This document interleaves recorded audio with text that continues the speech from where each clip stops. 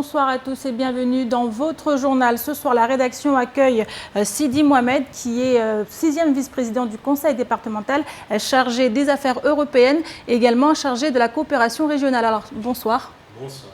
Alors ce soir avec vous, on va parler de ce rendez-vous important qui s'est tenu notamment il y a 2 jours à l'hémicycle Younous Abamana. Je parle ici du 2e comité régional unique de suivi des fonds européens. Alors il s'agit des fonds européens, des fonds dont on parle beaucoup à Mayotte, mais qu'en est-il réellement, notamment de leur effectivité réelle sur le territoire? On en parle tout à l'heure avec vous. Avec nous également sur le plateau Pierre Bellucci. Bonsoir Pierre. Bonsoir Amina, bonsoir à tous. Alors avec vous, il sera question de la délinquance, notamment du lien qui est fait très souvent avec l'immigration clandestine. Est-ce à tort ou à raison? On fera le point tout à l'heure avec vous dans ce journal. Mais d'abord, voici les titres de ce jeudi 21 avril.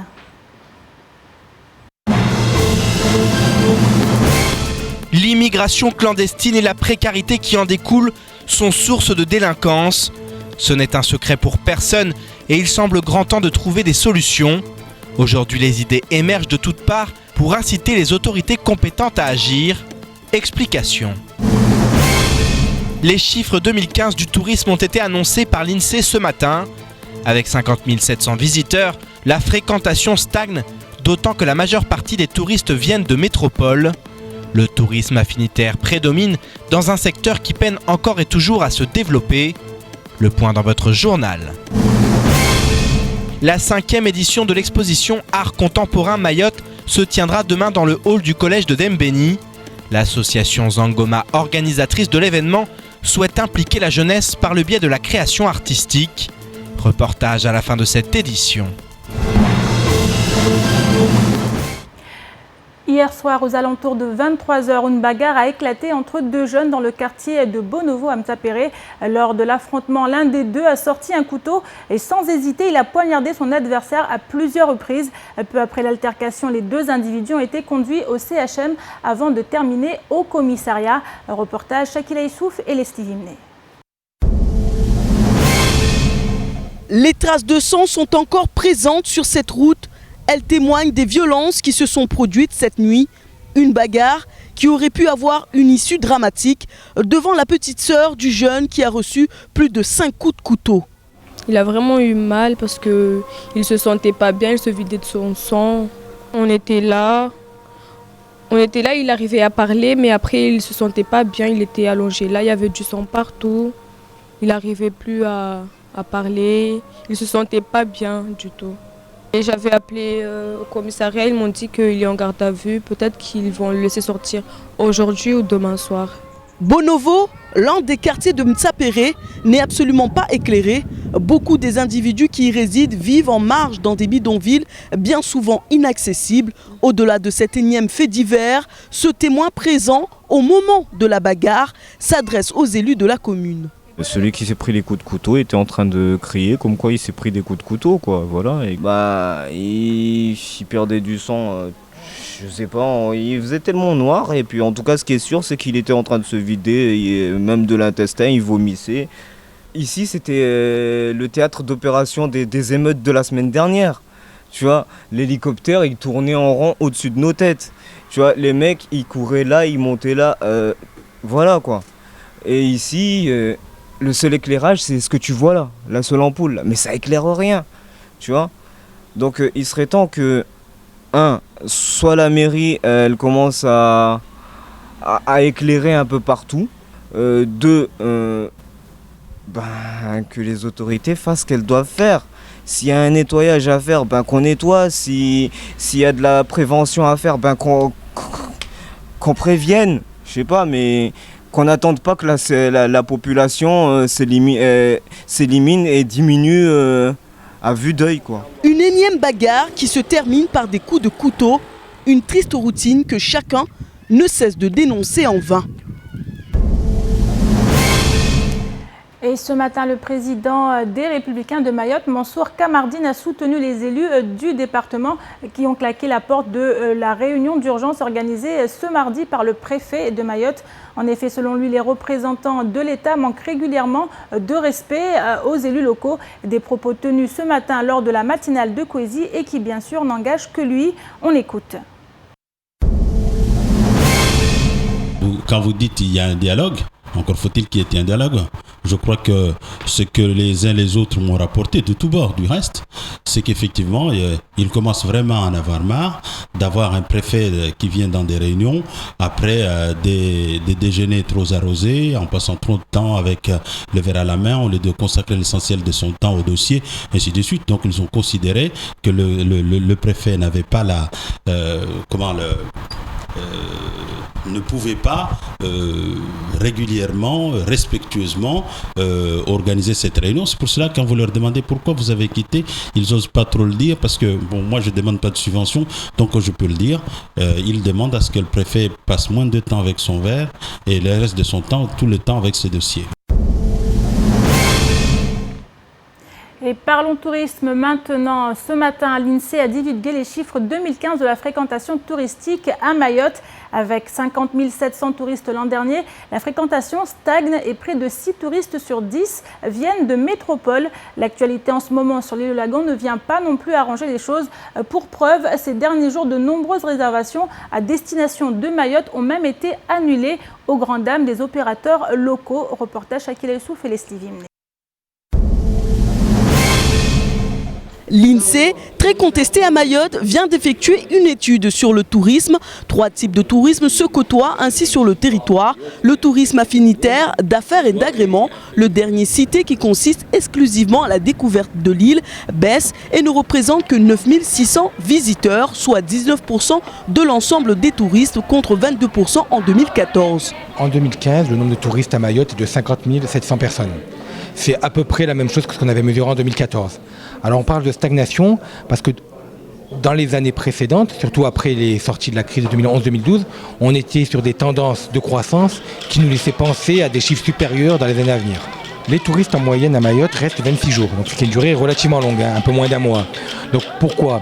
Parce qu'il y a l'éloignement, il y a le coût du billet d'avion éventuellement et qui est signalé assez régulièrement, en tout cas le rapport qualité-prix qui est signalé négativement par les touristes de Mayotte, qui doivent nécessairement conditionner ces durées. Le tourisme affinitaire augmente avec 32 300 visiteurs, ce qui représente plus de 17% par rapport à 2014. Ainsi, 64% des touristes viennent à Mayotte principalement pour rendre visite à des parents ou des amis. Le tourisme d'affaires recule de 29% et représente 7 500 touristes. Pour la présidente du comité du tourisme, si les problèmes sont nombreux, il faut rester optimiste. J'ai déployé depuis le mois de mars dernier des agents qui travaillent sur les plages. Leur rôle, c'est de nettoyer effectivement, c'est de sécuriser, mais aussi sensibiliser les usagers l'importance de la propriété locale. La sécurité et aussi la propriété, c'est une affaire qui concerne tout le monde. Quand je dis tout le monde, c'est vraiment tout le monde. Que ce soit petit ou grand, on est tous concernés.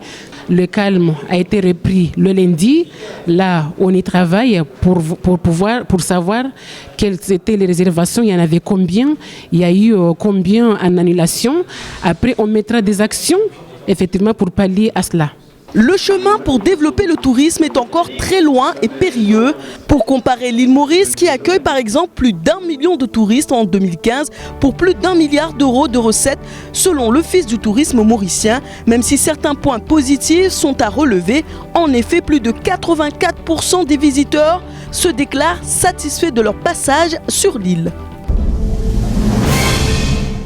Alors Sidi Mohamed, on vient de le voir, le tourisme à Mayotte en berne, un tourisme qui souffre beaucoup. On a vu d'un côté l'insécurité qui fait peur à beaucoup de gens, qui fait également que ces gens ne viennent pas à Mayotte. Mais on a aussi connu d'autres problèmes en matière de tourisme avec un parc hôtelier qui est insuffisant. Et aujourd'hui, en fait, on va parler de ces fonds européens qui pourraient notamment venir rebooster l'activité touristique, notamment, en tout cas, c'est ce qui a été dit pendant un moment. En fait, effectivement, il y a la possibilité de rebooster toutes les infrastructures locales, notamment en matière de développement touristique. Je pense par exemple au gros morceau qui est le FEDER, 148 millions, qui est dédié à Mayotte. Et actuellement, on n'est qu'à 12% d'utilisation de programmation de FEDER. Il y a le FEDER qui est pour le développement agricole, autour de 80 millions. Et là aussi, on est autour de 10% d'utilisation. Là aussi, il y a le tourisme rural qui peut émerger sur ce fonds-là. Samedi dernier, on a eu l'installation de réseaux ruraux qui nous permet de développer harmonieusement le territoire. Donc, il y a cette possibilité de fonds. Maintenant, il faudrait que le territoire émerge ou qu'il y ait des porteurs de projets solides sur ce territoire pour éviter le dégagement d'office qui nous guette début 2017 si on ne consomme pas les 25% de fonds dédiés à Mayotte. Alors le problème, il est entier puisqu'on a des fonds qui sont disponibles, qui pourraient venir rebooster l'activité économique de Mayotte, on le sait qu'il y en a besoin. Et aujourd'hui, pourquoi on n'y arrive pas? Pourquoi ça ne décolle pas? Pourquoi ces fonds ne sont pas utilisés en totalité à Mayotte? D'abord, il y a deux choses, trois plutôt, qui peuvent freiner, qui freinent un peu pour l'instant, les fonds européens, on parle de fonds européens, mais le mécanisme d'émargement des fonds européens ne sont pas tous connus. Les porteurs de projets n'ont pas de reins solides financièrement. Et donc, il y a aussi le manque des hommes capables. Il y a certaines d'expertise capables d'émarger. C'est d'où au niveau du département, cette ferme volonté de faire bénéficier de formations à nos agents, de formation au public, au Mahorais, pour pouvoir réellement consommer ces fonds européens sur ce territoire. Alors, je rebondis sur vos propos. Des formations, il y en a eu, notamment au conseil départemental, à l'époque du conseil général. Et pourtant, ça n'a pas changé. Est-ce qu'aujourd'hui, ce comité, vous avez fait venir des fonctionnaires depuis Bruxelles, d'après ce qu'on a compris. Et aujourd'hui, est-ce que ça va changer quelque chose clairement? Comment fait un entrepreneur qui veut bénéficier de ces fonds? Comment fait-il pour les avoir? C'est ce que je disais. Donc, il doit venir chez vous, il doit se débrouiller tout seul, le porteur de projet doit d'abord connaître les conditions, les critères pour pouvoir bénéficier. Ici, on a fait le choix. De donner cette gestion de fonds européens à l'État. Donc, le porteur de projet il y a un guichet unique qui est le service du SGAR, les services de l'État en tout cas, parce qu'il y a le SGAR, il y a la DIECT qui sont gestionnaires des fonds ici. Donc on s'adresse au SGAR. Nous avons un service support, la direction des affaires européennes. Ils peuvent éventuellement aller demander comment pouvoir au moins connaître les outils.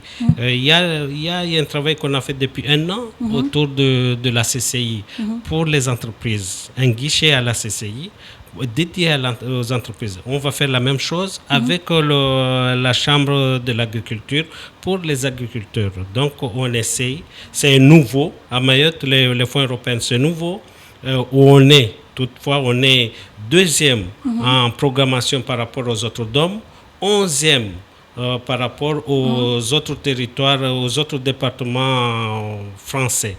Donc, il y a des alertes qui sont là, mais il y a aussi des satisfactions par rapport à la programmation. On est 2 ans de fonds européens, donc on ne connaît pas tout. Est-ce que cette année, ça va changer? Parce qu'on n'est pas loin de la fin. On est déjà en avril 2016 et vous dites que d'ici 2017, ce n'est pas utilisé, on va les perdre. Et on parle également, vous nous parliez du SGAR qui est au niveau de la prévision, on n'en a plus de SGAR. Alors comment ça va se passer? Comment le relais a été fait? Je vais redire la même chose. C'est que ici, l'autorité de gestion, c'est la préfecture. Vous renvoyez la balle à l'État, clairement. Il y a nécessité de renforcement des hommes. Il y a nécessité de renforcement des hommes pour pouvoir porter ces fonds européens ici. Et on est co-président avec la préfecture. On est attentif à cela. C'est parmi les remarques qui ont été faites par la commission ici, notamment le DG, M. Kansiani.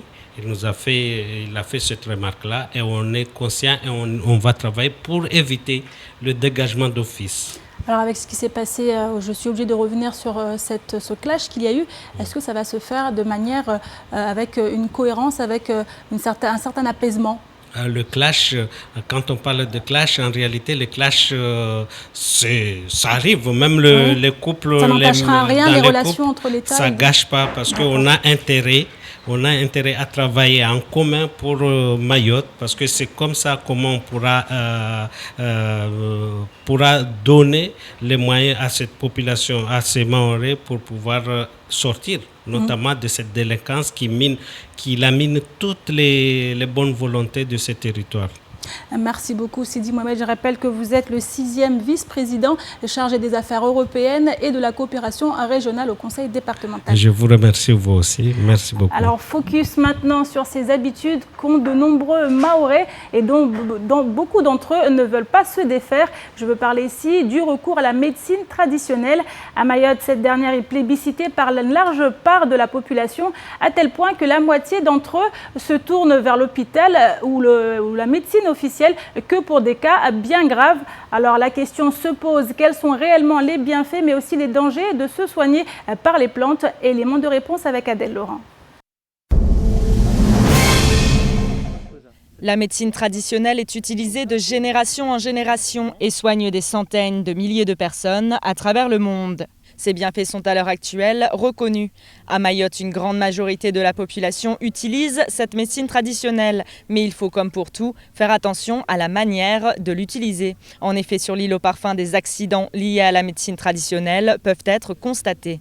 Alors ce sont souvent des accidents, des gens qui connaissent mal les plantes et qui prennent des plantes à la place d'autres, ou alors des gens qui prennent des traitements en trop grande quantité.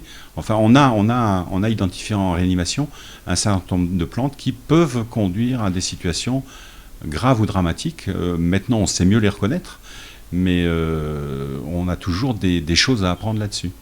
Et on peut se soigner avec la médecine traditionnelle dans un grand nombre de situations pour des pathologies qui ne nécessitent pas un recours à des traitements bien spécifiques.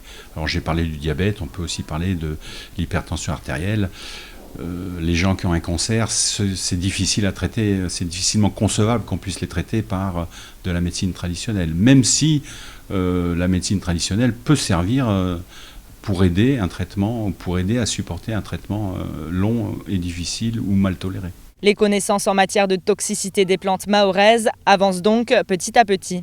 Mais les plantes recèlent de bien des vertus. En effet, un très grand nombre de médicaments officiels sont faits avec des produits tirés des plantes. Erwan Alanik, un passionné de nature, connaît bien les plantes médicinales et aujourd'hui, il nous parle des bienfaits d'une plante en particulier, le Moringa oleifera, appelé Mvungue, sur l'île aux Parfums. Cette plante apporterait 96% des apports physiologiques dont notre corps a besoin. Donc le Moringa, c'est une plante que nous trouvons ici partout, qui est de croissance facile, qui peut permettre en fait de régler tous les problèmes de carence alimentaire pour les enfants, qui peut permettre pour les personnes âgées de retrouver de l'énergie, du dynamisme, de la santé, uniquement par une mécanique naturelle de la vie, c'est-à-dire d'avoir une alimentation puissante. Donc le Moringa commence par tout nettoyer. Ensuite, le fait d'apporter toutes les acides aminés, les oligo-éléments, c'est aussi une plante qui est anti-inflammatoire, antiparasitaire.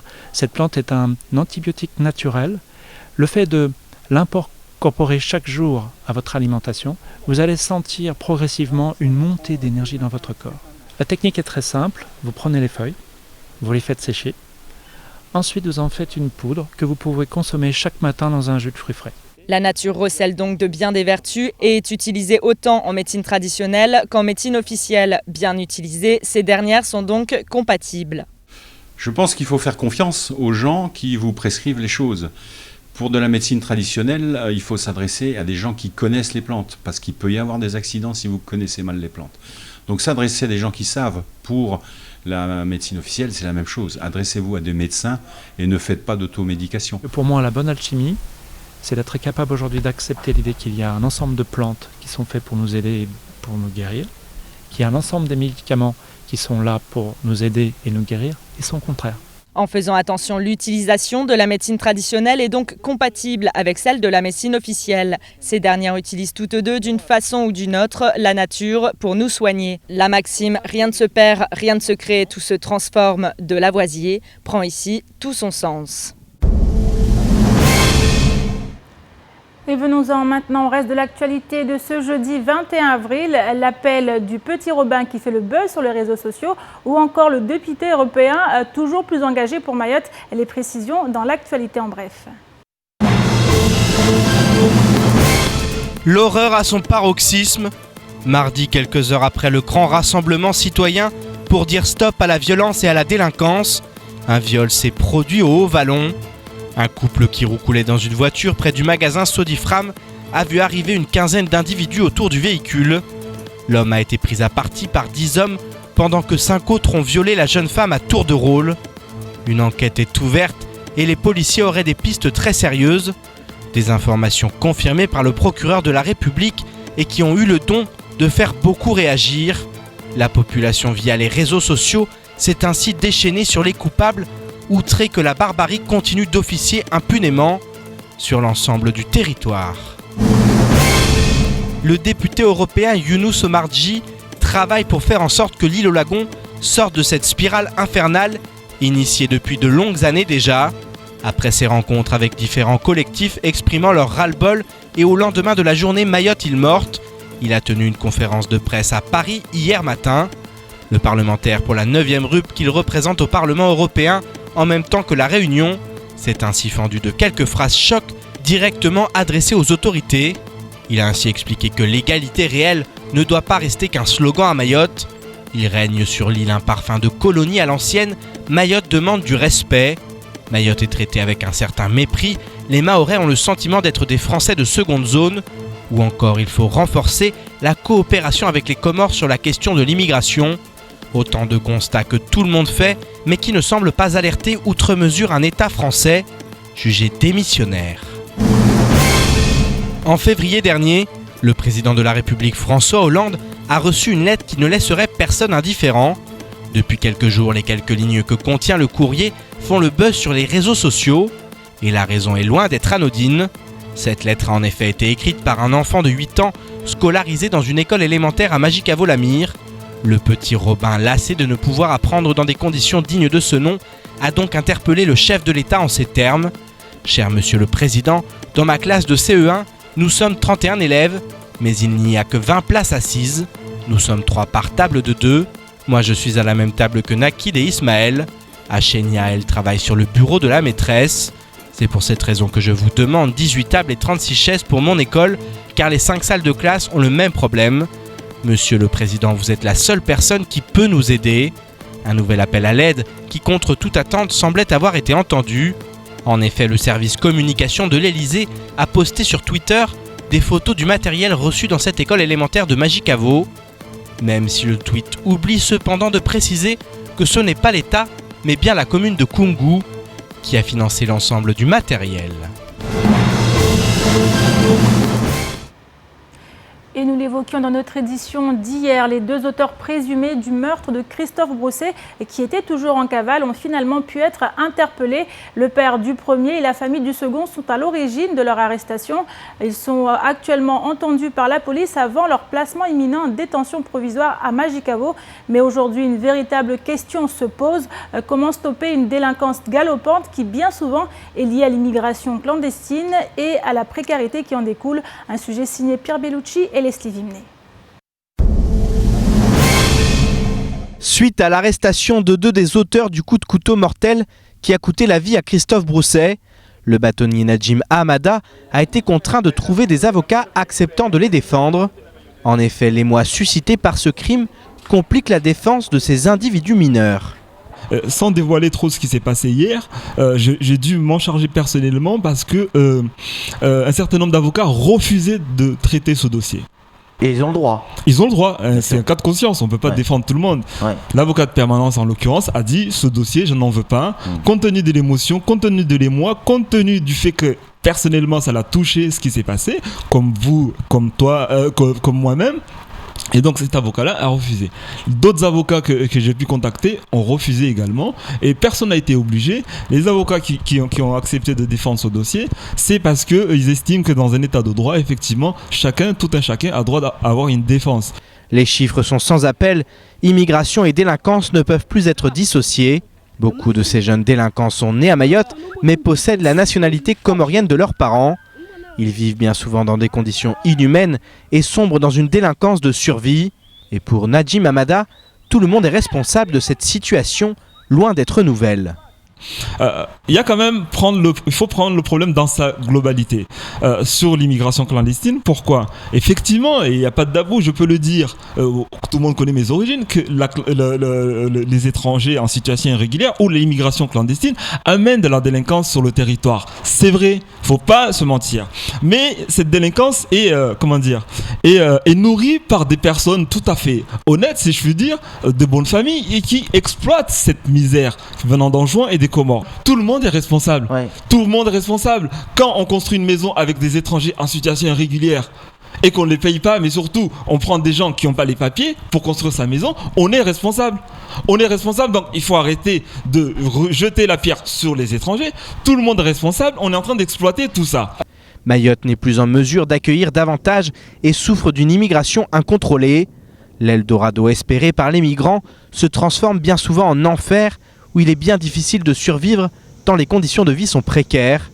Alors comment en finir avec cette délinquance et contrôler les frontières du département ?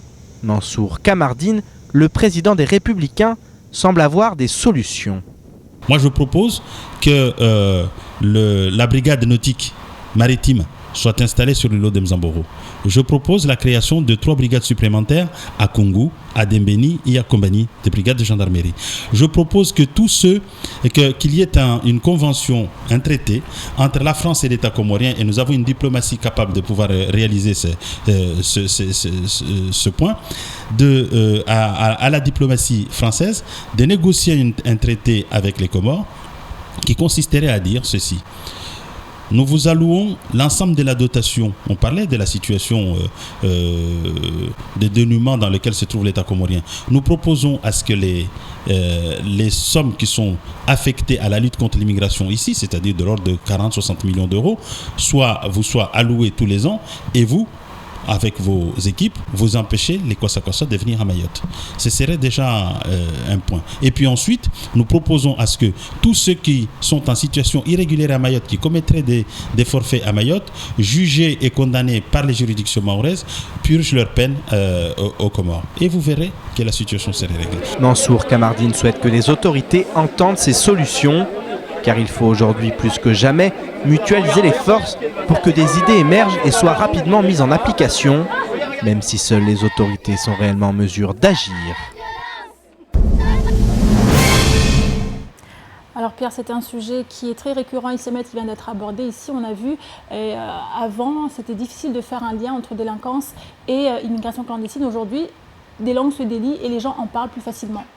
Tout à fait, et puis il y a des chiffres aussi à l'appui, notamment au niveau du tribunal et des faits de délinquance qui sont traités. Donc effectivement, aujourd'hui, on a un lien, il est évident, et puis de toute façon, le procureur l'explique, on a une délinquance de survie qui est forcément liée à cette immigration clandestine. Donc voilà, ça ce sont les faits. Maintenant, Amina, c'est sur un autre sujet aussi que je vais nous emmener ce soir, c'est sur les hauts fonctionnaires. D'accord. On a véritablement un problème. On le voit, Mansour Kamardine l'a dit. Aujourd'hui, il pèse contre le préfet parce que le préfet, selon lui et selon les élus du département qui en ont marre de ça, ne dit pas les choses à l'État, ne fait pas remonter les choses. Et on a l'impression qu'avec les hauts fonctionnaires qui viennent à Mayotte, qui font des mandats souvent de 2 ans, et ben malheureusement, ils sont dans une logique un peu carriériste où ils ne sont pas du tout dans l'intérêt général. Alors pourquoi je dis ça ? Parce que souvent l'indéfendable est défendu. Je pense au niveau du vice-rectorat, quand on voit le nombre d'élèves, quand on voit la situation dans les écoles, quand on nous dit qu'il n'y a pas de délinquance à l'intérieur des écoles. À un moment donné, je pense qu'il faut arrêter de défendre l'indéfendable. Et ce qu'attendent aujourd'hui les gens, ce qu'attend la population, c'est d'avoir ces hauts fonctionnaires qui se joignent au mouvement. Parce que ces gens, et tout le monde, vit ça. Et quand on nie la réalité, quand on nie par exemple ce qui se passe au CHM, quand on nie ce qui se passe au sein de la police, que vivent les policiers. Ça, c'est un véritable problème, parce qu'on nie la réalité, on nie ce que vivent les gens, et c'est très dangereux. C'est du déni, tout simplement. Et ce déni-là, il faut absolument qu'il cesse à Mayotte. Il faut que ces personnes je pense à la vice-rectrice, je pense au directeur du CHM, je pense au commissaire, je pense au préfet, je pense à tous ces hauts fonctionnaires, et ceux avant, c'est pas eux en particulier. Je pense que vraiment, maintenant, il faut qu'ils agissent dans l'intérêt général, qu'ils se lèvent contre l'État, qu'ils demandent des moyens, qu'ils viennent sur nos plateaux, qu'ils disent qu'aujourd'hui, ils ont besoin de moyens. Parce que la situation est grave, très très grave, et qu'ils n'y arrivent pas, et que ces institutions s'enfoncent aujourd'hui. Et on s'enfonce à tous les niveaux, au niveau de la scolarité, au niveau de la santé, et que ce n'est plus possible. Aujourd'hui, on aimerait avoir le directeur du CHM qui vienne nous dire qu'il y a 30 naissances par jour actuellement au CHM, qu'il y a 3 personnes dans des chambres de 2, qu'il n'y a plus de brancard à certaines heures. C'est ça qu'on attend, c'est ça qu'on a envie, et on a besoin de ça. Lille a besoin de ça. De ces forces-là aussi. Là, on parle du côté de l'État, on a aussi nos parlementaires qui ont aussi accès à des membres du gouvernement qui peuvent aussi relayer un petit peu ce qui se passe. Est-ce qu'avec ce que vous dites, cela veut dire, Pierre, que la voix de nos élus est moins entendue que celle du préfet au niveau du gouvernement ? Écoutez, le préfet, c'est un porte-parole du gouvernement. Les élus, effectivement, ils ont plus d'indépendance, même si certains appartiennent au groupe socialiste.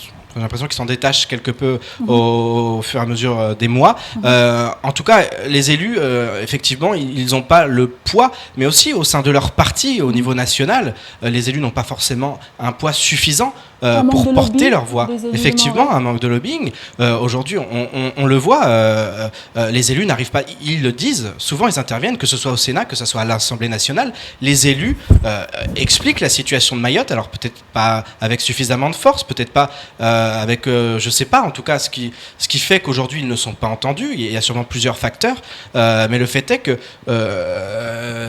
la situation se dégrade depuis plusieurs années et que les élus n'arrivent pas à faire changer le point de vue du gouvernement, il faut le dire, l'État est dans le déni à Mayotte.